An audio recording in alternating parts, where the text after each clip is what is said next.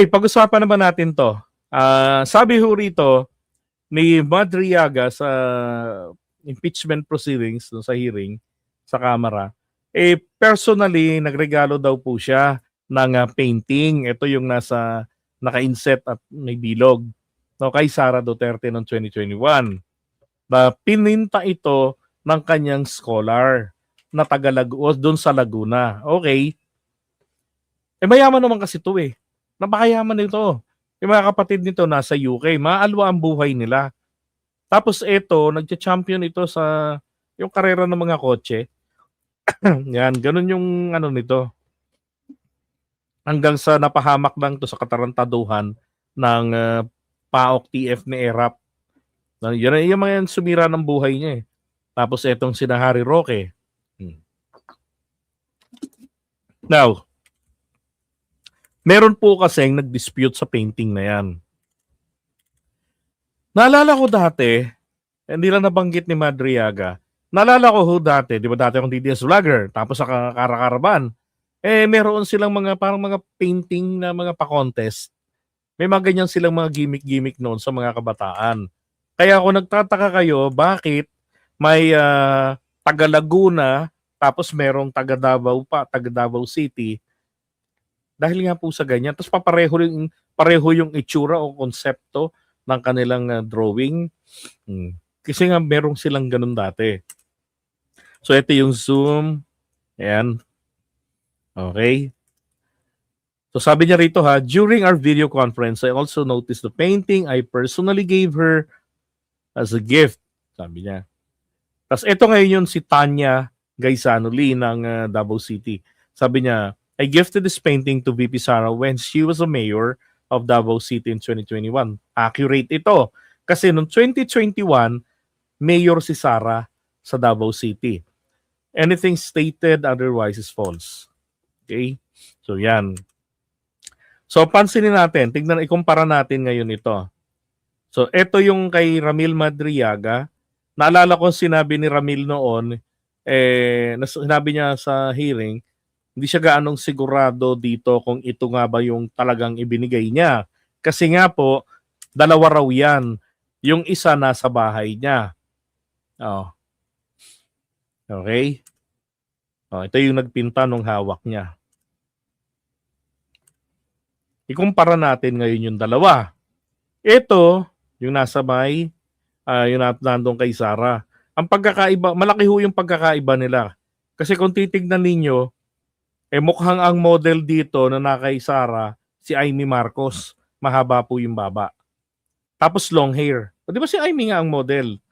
Ngayon dito naman kay Madriaga, mukhang ang model dito,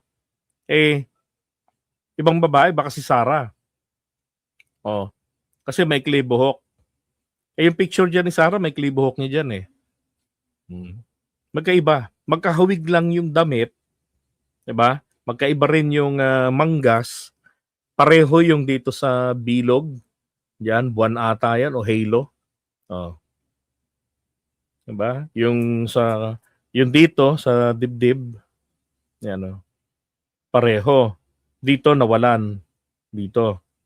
Diba? So may malaki hong mga pagkakaiba itong dalawang paintings na to. Ang accurate po dito, itong paintings na ito po doon sa claimant, sa kanya, yung painting na yon. Pero ulitin ko lang din, sabi nga ni Madriaga, hindi siya ganong sure dyan kasi yung dalawa daw yan, yung isa ay nasa bahay niya. Pero okay lang yan, ano bang problema roon sa painting na yan? And after all, ipinakita lang po ni Madriaga yan kasi nga pinapakita niya diyan, isa sa mga pruweba niya na na ito ay magkakilala talaga sila ni Sara Duterte. Not just simple acquaintance, but talagang mas malalim. Diba? Pinakita yung Sir Ram, yung pagbigay ng bandera doon sa Bicol. Diba yung van, 4 pala yung kanyang sasakyan. Oh, iba yung ginamit. Yung tinatanong na van, kung saan ito, ang binabanggit niya panghuli ay sa Naga City. Ang tinutukoy niya po doon hindi yung lugar. He's accurate when he said sa Bicol yan. Totoo. Diba? Ang tinutukoy niya rin when he said na yung Sanaga, kasi sinasabi niya na yung sasakyan yon, yung van na merong isip, ay ano yun, doon yun sa isang branch ng grupo nila or sa isang opisina sa Naga City, Camarines Sur. Oh. Bicol pa rin naman yun. Diba? At least siya, confident sa mga sagot niya, si Madriaga. Pero dito sa part na to, talagang sumabit siya rito sa painting. Kasi etong babae, ang tunay na may-ari. Ayan o. Tsaka ito kasi tagal lang nakapost ito ang kay Sarah no.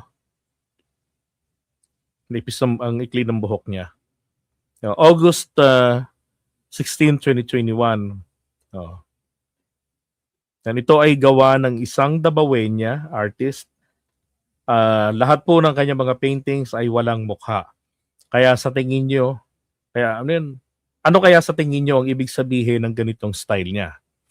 Sabi sa post ni Sarah. Yan, official FB page niya. Nakita ko na rin to dati sa FB page si Sarah.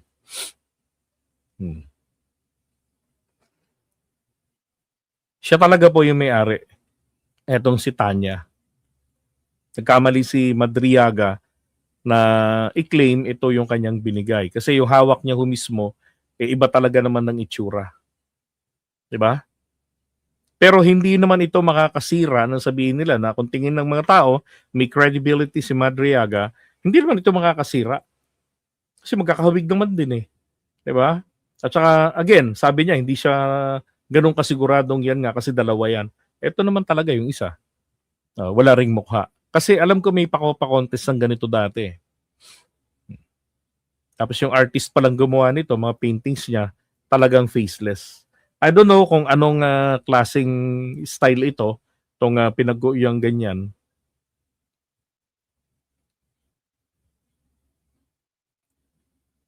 Hindi ko alam, tingin ko buwan yan yung sa likod Hindi hindi rin naman halo yan pinagaya lang niya yung painting sa scholar niya. Ayun, ganun, posible.